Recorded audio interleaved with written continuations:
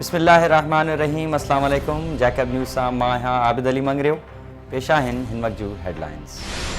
जैकबाबाद ऐं भरपासे में तेज़ हवाउनि सां मींहं जो वसकारो। गर्मी जो ज़ोर टुटी वियो। मींहं शुरू थींदे ई बिजली गुम। जैकबाबाद में तेज़ हवाउनि सां मींहं जे वसकारे सबबि गर्मी जो ज़ोर टुटी वियो ऐं मौसम ख़ुशगवार थी वियो। जॾहिं त मींहं शुरू थींदे ई सेप्को अख़्तियारियुनि बिजली बंदि करे रोज़ेदारनि खां कुदरत पारां ॾिनल ख़ुशी खसे वरिती। गड़ियसनि में बि थधड़ी हवाउनि सां मींहं वसण सबबि गर्मी जो ज़ोर टुटी पियो। जॾहिं त मींहं सबबि बिजली बंदि थी वई ऐं मुवासिलाती निज़ाम बि डावाडोल थी वियो। जैकबाबाद में गैस चोरी जो ॾोह साबित थियण ते जवाबदार खे 5 साल कैद ऐं 20,000 ॾंड जी सज़ा। जैकबाबाद जे डिस्ट्रिक्ट एंड सेशन जज ज़फ़र अहमद हकड़ो जी अदालत गैस चोरी करे जनरेटर हलाइण जो ॾोह साबित थियण ते छुलवासी फिदा हुसैन सरकी खे 5 साल कैद ऐं 20,000 रुपया ॾंड जी सज़ा ॿुधाए छॾी आहे। वाज़े रहे त ठुल जे ए सेक्शन थाणे जी हद में मार्च 2019 ते सुई गैस इंतज़ामिया जवाबदार फिदा हुसैन सरकी खे गैस चोरी कंदे पकड़ियो हो। जवाबदार ते इल्ज़ाम हो त हू गैस चोरी करे जनरेटर हलाईंदो हो ऐं शहर जी मार्केटनि में कनेक्शन ॾिनल हुआ। जवाबदार ख़िलाफ़ डेप्यूटी मैनेजर ग़ुलाम मोहम्मद मंगरियो जी फ़रियाद ते केस दाख़िल कयो वियो हो।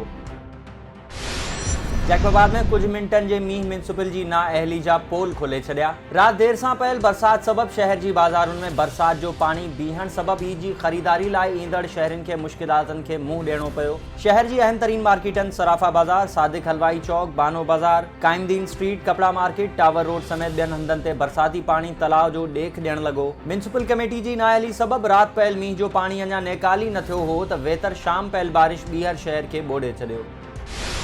मसू बुरगड़ी लंघ मासूम ॿारड़ो गटर में ॿुॾी फौत। छलगरी थाणे जी हद हटड़ी में 5 वरनि जो सज्जाद पांवर रांदि खेॾंदे ओचितो गटर में किरी पियो, जंहिंखे बेहोशी वारी हालत में सिविल अस्पताल हैदराबाद नियो वियो, जिते रस्ते में ॿारड़ो फौत थी वियो।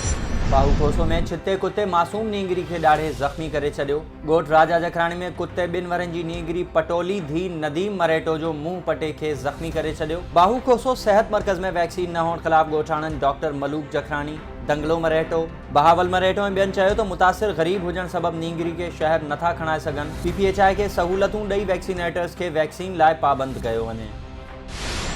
गौसपुर वेझो ॻोठ निहाल जाफ़री ते हथियारबंदनि जो काह। धनार खे यरगमाल बणाए 100 खां वधीक रिढूं फुर करे फरार। जंगण थाणे जी हद कच्चे वारे इलाइक़े ॻोठ निहाल जाफ़री ते अणसुञातल हथियारबंदनि जे टोले काह करे धनार गहवर जाफ़री खे यरगमाल बणाए तशद्दुद जो निशानो बणाइण बाद 100 खां वधीक रिढूं काहे कच्चे तरफ़ फरार थी विया। जाफ़री बिरादरी जे माण्हुनि ॿुधायो त जागीराणी बिरादरी जे हथियारबंदनि हमलो करे असांजे धनार खे तशद्दुद जो निशानो बणाए 100 खां वधीक रिढूं काहे कच्चे तरफ़ फरार थी विया आहिनि।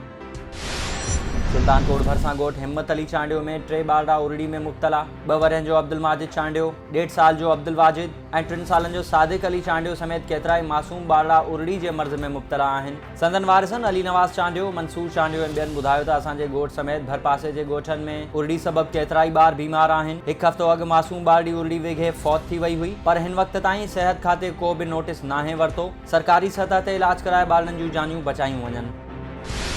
लाड़काने में ख़रीदारी लाइ आयल छोकिरी पुरस्रार तौर गुम। वारिसनि जो एहतजाज, थाणे ते रिपोर्ट दाख़िल। रेशम गली में ईद ख़रीदारी लाइ आयल बंगुल देरो वासण 16 वरनि जी मेहरुन्निसा अब्बासी पुरस्रार तौर गुम थी वई आहे। ॻोल्हा बावजूद पतो न पवण ते वारिसनि मार्केट थाणे पहुची रिपोर्ट दाख़िल कराई ऐं एहतजाज कयो। मेहरुन्निसा जे वारिसनि मूजिबि हू रेशम गली मां ईद ख़रीदारी लाइ वई हुई, जेका वापसि न थी आहे। SSP लाड़काणो खे अपील आहे त असांजी मदद कई वञे। तंगवाणी वेझो वणनि जी वाढी तां निंदवाणी बिरादरी जी 2 धुरनि में झेड़ो। कुहाड़ियूं लॻण सबबि 9 ॼणा ज़ख़्मी। शबीराबाद थाणे जी हद ॻोठ मंसूराबाद में वणनि जी वाढी तां लठियूं ऐं कुहाड़ियूं लॻण सबबि 9 ॼणा सख़्तु ज़ख़्मी थी पिया, जिन खे वारिसनि पंहिंजी मदद पाण तहत सिविल अस्पताल मुंतक़िल कयो। ज़ख़्मियुनि मां 3 जी हालत ॻणती जोगी हुजण सबबि खेनि सखर मुंतक़िल कयो वियो। सुल्तानकोट में पठाणनि ने काके पोटनि में कपड़नि खे पाणी लॻण तां झेड़ो। 4 ॼणा ज़ख़्मी। रोड ते पाणी हारण दौरान कपड़नि खे पाणी लॻण तां झेड़ो थी पियो, जंहिं जे नतीजे में मंठार काके पोटो, असाम काके पोटो, कासिम काके पोटो ऐं इख़लाक़ पठाण ज़ख़्मी थी पिया, जिन खे अस्पताल मुंतक़िल कयो वियो आहे। चंबड़ वेझो रोड हादसो। मोटरसाइकिल जे टक्कर में औरत ऐं ॿारनि समेत 6 ॼणा ज़ख़्मी। ज़ख़्मियुनि में देवजी कोल्ही, किरपाल, नीला, मांघी, भागली ऐं रामजी कोल्ही शामिल आहिनि, जिन खे चंबड़ रूरल हेल्थ सेंटर आंदो वियो, जिते अस्पताल इंतज़ामिया बिना कंहिं तिब्बी इमदाद जे खेनि हैदराबाद मुंतक़िल कयो।